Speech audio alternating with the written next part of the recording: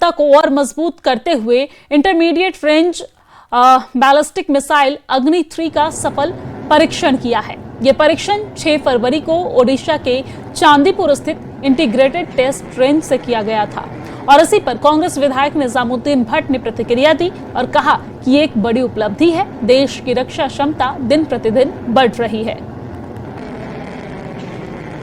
It's a great achievement. जैसा मैंने कहा, भारत की डिफेंस स्ट्रेंथ दिन ब दिन बढ़ती जा रही है। ये किसी के खिलाफ नहीं, लेकिन we are competitors to be a world power.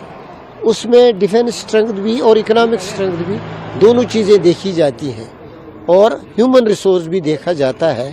India has all these 3 कम। जहाँ कहीं से माली मावनत आए या आपकी इकोनॉमी का के कुशन के लिए कुछ भी अच्छी बात होती है।